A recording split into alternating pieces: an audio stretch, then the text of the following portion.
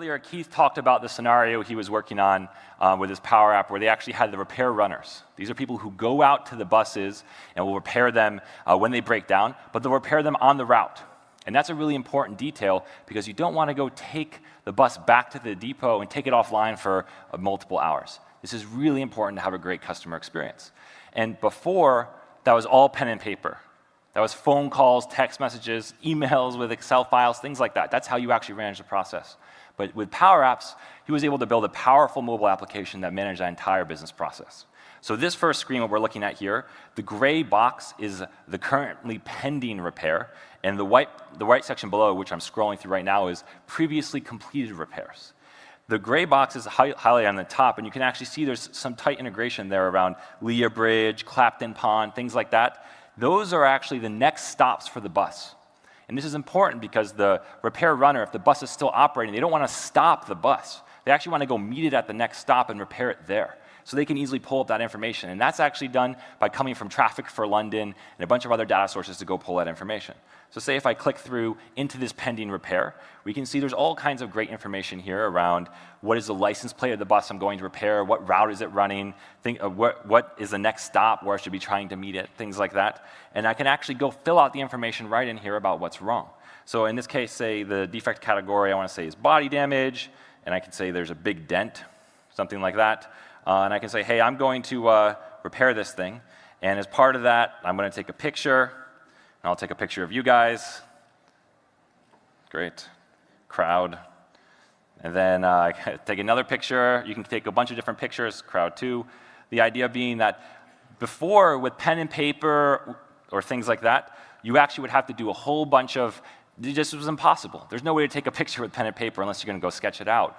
But you can now do that with PowerApps. You can actually leverage those device capabilities natively.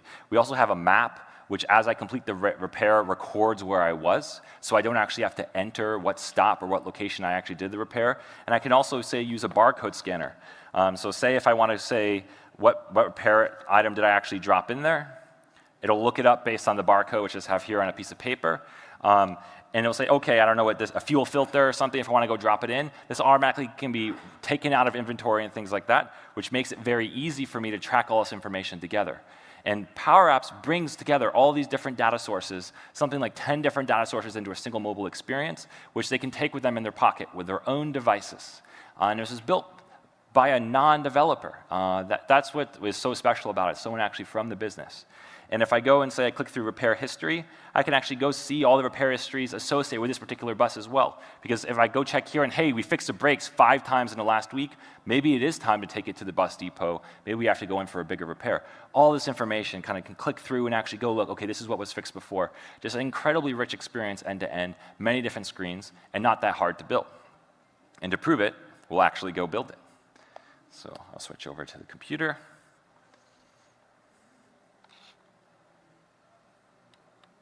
Okay, there we go. So what we're looking at here is PowerApps Studio. It's just like PowerPoint in that it's very easy for you to actually go author what you want your application to look like visually. We can see on the left-hand side, we have a whole bunch of different screens, just like you would see slides in PowerPoint. We can see in the center area right here, this is actually the screen that we were just looking at on the app. And that's what's incredibly powerful about PowerApps is as you build the app, you're actually looking at the app run itself with real data, with real logic evaluating. This makes it incredibly productive to go build fairly complex applications. So say if I switch over to a view I like to use more frequently, we can see I have a gallery here. This is just a collection of different things. And these are the repair items that I've actually done before. And we can see the items is a fairly complex expression up here, but it's actually not that complex. It's basically just pulling down all the pending repair requests that have a repair information already recorded, which means it's done or been completed, and showing it right here in this display. And the way I bound that data is just right inside this simple experience where I can go choose a data source. I've chosen the Common Data Service because that's where I actually choose to store my information in the case of this Power App. I also have the ability to go change my field layout. It's pretty easy right here. You can see all the different information being pulled out and displayed right in that simple grid. So that's just a very easy snap it together type experience, and you can go tinker with different elements inside that gallery to make it a little more complex. And if I go up here, I actually have a different piece of information, which is the gallery of pending requests. That's what's in this gray box. And this has a similar expression up here, which is basically saying, hey, I want to take from the repair requests table in the common data service. I'm going to do a filter based on the fact that there's been no repair action taken. I want to sort by the ones that are most recently done. That's what sort by does, and take the first 5. So a very, very easy way to snap these things together on these screens. But that's not super interesting necessarily, right? Just to go review the different information. What I may want to go do is actually take an action.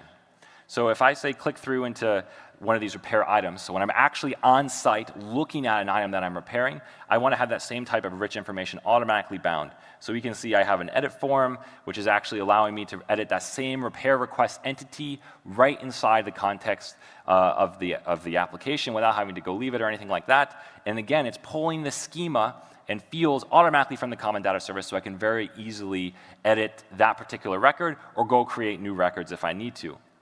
And there's a whole bunch of other great device capabilities down here, like taking a photo, taking the barcode, things like that. And the one thing I do want to call out while I'm on the screen is the data sources.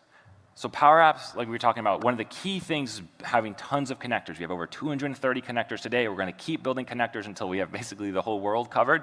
But this PowerApp alone uses 4 different entities in the common data service. It uses a Transport for London API, it uses Azure Blob Storage, uses Bing Maps, speech to text, all kinds of different capabilities. Just all integrated, again, without having to write any code. If you just think about what you could build this entire app in just a day, it would take you a day just to figure out authentication to those many services. So even if you come from a developer background, there's a lot of agility and speed available for you. And if you come from a non-developer background, it would just be impossible otherwise. So if I go over here and say I want to go add on one last screen, remember the repair history screen, we can actually go drop that on right here. So say I just drop on a gallery, which is just, again, that collection, a list of items. So that'll drop that on right there. And if I drag this down, I can then bind to the data source. So this is just a simple list. It's a bunch of placeholder text right now. If I want to, I can go to add data source. It's going to pull up all the different data sources that are inside of this particular app. And maybe I want to create a new connection. If I look, these are all the connectors, just tons and tons and tons of them, all available off the shelf. I don't want to use that actually. I'm going to use a data source I've already configured, which is that repair history item. So I'll come here and say repair requests. This will go pull down that information. Not very beautiful at first, right? But that's not a big problem. I can then say from a layout, I don't want image title and subtitle. I actually want title, subtitle, and body. That's just 3 text fields and still not really pretty, but it's very easy for me to say drop in here, choose the title. I can say, hey, what do I want to do? I want the defect category label. See, that's brakes, engine, air system, things like that. Automatically binds, just refreshes in real time. Don't have to compile, don't have to publish, anything like that. I then go to the subtitle. I like created on, so I'll keep that. I can then go to the body. And for body, maybe I want the defect details, because that probably makes more sense, right? Like brake safety light coming on, right? And that could be an example of what that looks like. And if I click through in here, maybe I don't want the chevron. So just very easily, click, click, click, bringing this thing together. And if you think about it, maybe I want to actually, hey, I want the rows a little bit bigger. So I'll drag this bigger. You can see it gets bigger, so on. And then maybe I want to drop on like an image. So I'll drop on an image right here. I got no image right now that's defined, but I'll choose something simple. So maybe I'll do, what image do I want? I'll do something like if the defect category label is equal to brakes. I want to use this Arriva one that I have breakdown.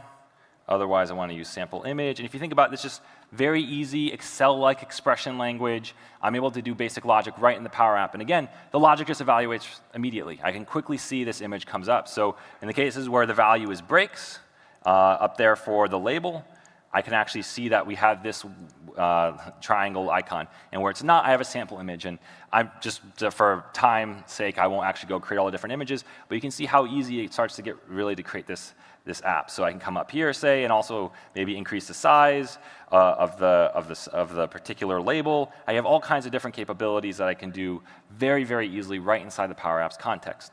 And if you fast forward, kind of like the Easy Bake Oven, what comes out in the end, maybe it looks something like this, a little bit nicer if you just have a few more minutes. But the one thing I do want to call out before I leave the Power Apps Studio is the app checker. We talked about this. This is now available, and it's getting better every day with additional logic. That's right up here, this little stethoscope there to go help you in your app. And if you see, the app checker is run, and it's identified one issue with my formula and 83 issues with accessibility. So say screen readers to work on my app. So I got a lot of work to do. If I click on the formula, we can see, hey, we have a delegation warning. And what this is basically telling me is this particular filter I've written, this doesn't happen on the server. It actually happens on the client. And we have a whole great article explaining delegation if you go look it up after seeing this error. And this can tell you that you need to go change your filter or potentially change how you do your data layout. Because if you don't, when you actually end up with a lot of data in the back end, your app is going to start running dreadfully slow. So these types of things we can go catch during authoring time automatically by intelligently providing guidance. So that's the App Studio. The one other thing I want to quickly show is flow. So if we go back to the app, there's a little button here which is take 24-hour offline. We see right here. And you do that when something's horribly broken with the bus. You just can't fix it on the side of the road. You got to bring it back to the depot. And that's something that should be used only as a last resort. And to make sure that's the case, you can actually use Microsoft Flow. And what the Flow does is it looks and says, when there's an update inside the repair requests entity, which is where we're storing that information, and we're updating the request 24-hour sheet field, so we're scoping this flow to only run when that field changes, which is a brand new preview capability, I then actually want to run this particular workflow. You can see, hey, if it hasn't changed, so it's true, that's great.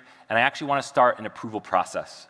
And the approval process is going to generate an email and track who actually has approved this request, all with the same context that came out of the common data service. And that's done by something called dynamic content. So you see these little tokens that are inside the designer. The email for this approval will actually include this information. Hey, there's a request for 24-hour repair for this route at this station. And that actually comes all the way up from the trigger. So really tight integration, just like PowerApps, you can flow all kinds of information.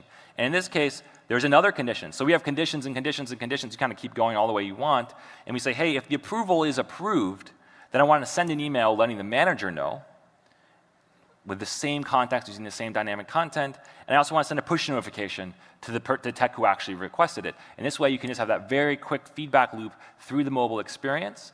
And if you reject it, you actually want to go back to Common Data Service and mark it as no, saying this is not a good reason. And so they look back on their phone and it will say 24-hour request, and it will actually show no.